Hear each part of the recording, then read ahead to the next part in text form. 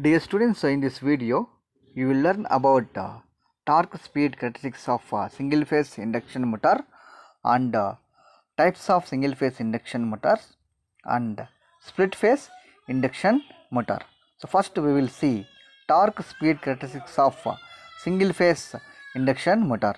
So, in a previous video, we have seen about single phase induction motor will have two types of fluxes. One is forward flux, another one is backward flux. So due to the forward flux, induction motor torque will be in anti-clockwise direction, and due to the backward flux, torque will be produced in clockwise direction. So due to the resultant, due to the forward and backward equal and opposite fluxes, the resultant flux inside the single phase induction motor is equal to 0. So that's what single phase induction motor is, not self starting motor. So here we can see the torque speed characteristics of single phase induction motor. So here in x axis we have taken speed, in y axis we have taken torque. So torque versus speed characteristics. So here we have two opposite fluxes, two opposite direction of fluxes. So due to the two opposite direction of fluxes, pi f and pi b, forward flux and backward flux. So due to that, torques are opposite each other. So two torques are opposite to each other. The resultant torque inside the induction motor is equal to 0. So here we can see at n is equal to 0 at the time of starting. So here n is equal to 0, the torque is equal to 0. So here torque is also is equal to 0. Speed is equal to 0 and torque is also equal to 0. So in single phase induction motors. So due to that, so these motors are not self starting motors. However, if the rotor is given an initially rotation in any direction, so however rotor gives rotates initially, the resultant average torque increases in the same direction. So here, so the resultant torque will be rotates in the same direction. So motor will rotates in the same direction. So here we can see forward speed and backward speed. So here we can also observe forward field and backward field. So this is the forward field, backward field. So due to that, forward torque Tf and backward torque Tb, the resultant torque also we can see. So forward torque always will be in leads, and backward torque will be lags to the resultant torque. Okay. So but in practice it is not possible to give initial torque to rotor externally, hence some of the modifications to be done in single phase induction motor. So in single phase induction motor, initially torque will not produce. So we need to some of the modifications, like we need to have starting capacitors, running capacitors. So by using the starting capacitors and running capacitors, we can make a single phase induction motor as a self starting motor. So according to the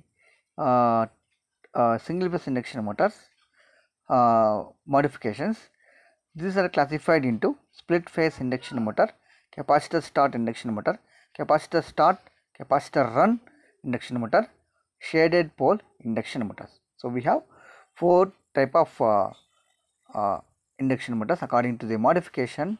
One is a split phase, capacitor start induction motor, capacitor start, capacitor run induction motor, and shaded pole induction motor. So first we will see the split phase induction motor. So in this type of split phase induction motor has a single phase stator winding called main winding. So it is having two windings, one is main winding and auxiliary winding. So in addition to the main winding, so we have one more winding, auxiliary winding or starting winding. So stator carries one more winding. that winding we are calling as a starting winding. So split phase induction motor stator will have two windings. One is the main winding, other one is auxiliary winding.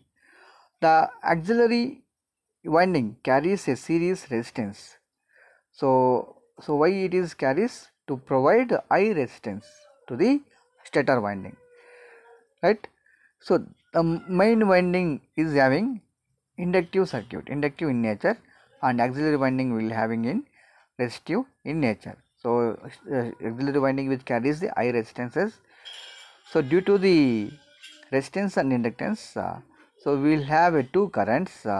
So one is Im, other one is Ist. Im is main winding current, the current flowing, the current through main winding, and Ist is starting current, that is also called current through auxiliary winding. So to improve the power factor, so we are connecting resistance to the auxiliary winding. So here, so auxiliary winding will be like a resistive circuit, and main winding will be like a inductive circuit, inductive in nature. So here we can see the representation of the split phase induction motor. So already we have seen, so which consisting of stator winding and starting winding and main winding.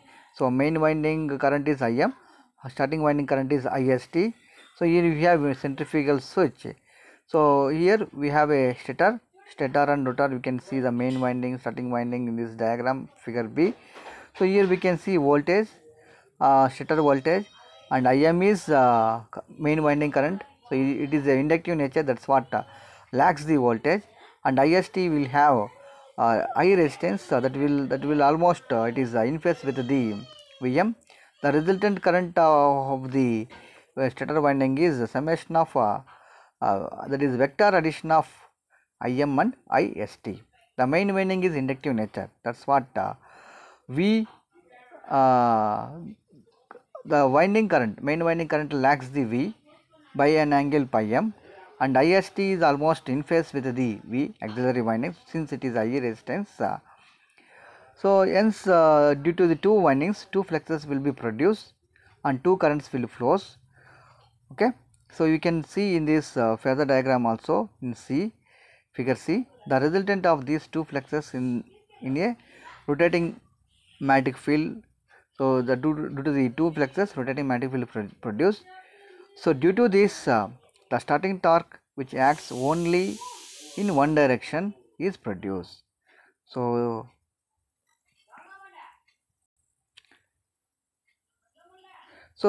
applications of split phase induction motor.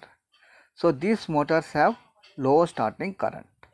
So these motors have low starting current and moderate starting torque.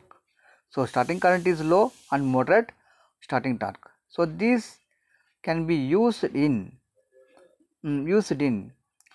fans, blowers, grinders, centrifugal pumps, washing machines, oil burners, office equipment, etc.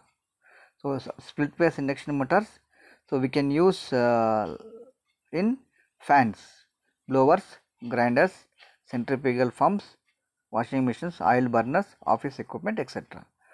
The average range of split phase induction motor is 1 by 120 to 1 by 2 kilowatt. So this is a small range of the motors. So that's what we are using in low range applications, low torque range applications. Okay. So next video we will see about capacitor start, capacitor run induction motors and shaded pole induction motors. This two type of capacitor start and capacitor run and shaded pole induction motors we will see in next video. Okay, thank you everyone.